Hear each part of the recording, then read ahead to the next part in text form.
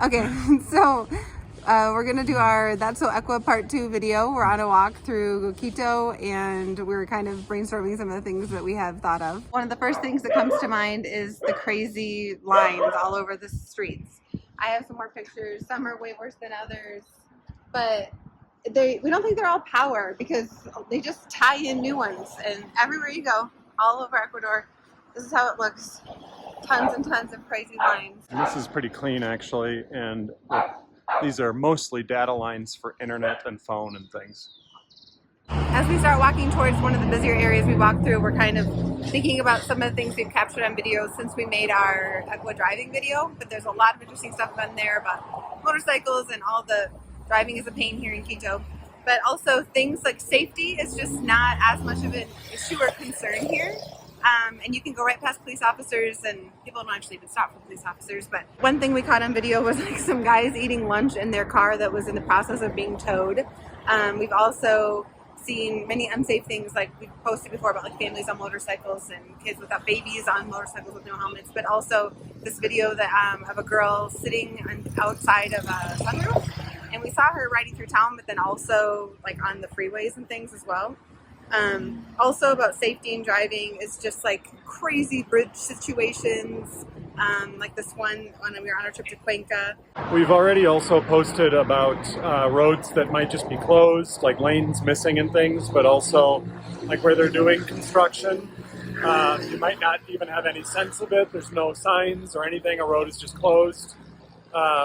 Once we had to stop for gas, we needed it on our drive to Cuenca, and the gas station in the town was kind of funny. You bought gas by the gallon and dumped it through a funnel into your own gas tank. And around Quito anyway, there's lots of funny signs for safety, including one in case there's a Godzilla attack and another in case there's a UFO attack. Of course, there's also signs for volcano, for eruptions, and where to go if you're in need of a safe location. So we talked about the signs in Quito with the aliens and everything, and now we're kind of questioning whether or not people didn't just add the logos. As it started sprinkling, it reminded me that during rainy season for these several months, it rains pretty much every day at some point. So we always have our umbrellas and raincoats with us. And I took a little video of our school because a lot of spaces, because the weather is so great year round though, have indoor, outdoor, you know, they don't have walls or windows or screens so I took a video of us walking through the halls of our kids being dismissed during the rainstorm. Okay, we're stopping to wait out some of the rain and thought of another one. In our first Ecua video, we talked about the toilet paper, how you can't flush it. Still something I hate here. But also, toilet paper isn't super readily available, so you have to pay for it most of the time in very public places. Now, if you're at a business or like a restaurant or like our school, there's toilet paper in the bathrooms, even in the stalls. But otherwise, like at gas stations or public places, you either pay for or take the toilet paper on your way in. It's usually like in a dispenser of some kind. Or there's someone sitting outside in the park selling it at a stand that might also sell other things like gum and water. So here in Quito at Parque Carolina, there's all sorts of different volleyball and soccer pitches for people to play on. They have a game called Ecua Volley. It's 3 people per team. The net is super high, and apparently carrying the ball is not a problem because they all do it. They also have a game here called National Ball, and it's really interesting. We're not exactly sure even what to compare it to. It's almost like racquetball for giants.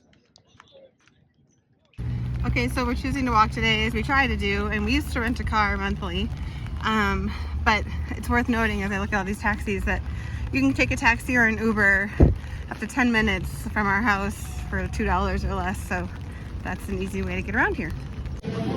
So having a Pilsner with our lunch here today reminded me of going to soccer games here in Quito. Levi and I last fall went to one for the Liga team here in Quito, and they don't have tap beer, but they do have 1-liter bottles of beer. They're room temperature, and so in order to chill them, the ladies that are selling the beer grab ice out of a bucket with just their dirty hands and put it into like a solo cup for you. It was delicious. We also got to go to a national team game at the Liga Stadium in North Quito. And during the game, we saw flares being thrown onto the field by the Venezuelan fans for the other team.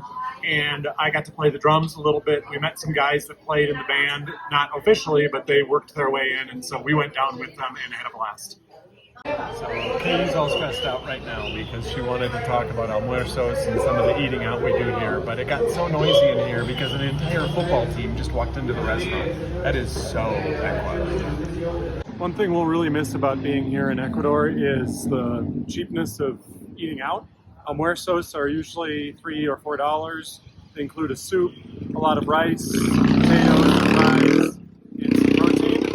And even when you do go out to a place like McDonald's, everything is made to order when you order it, and it just is higher quality.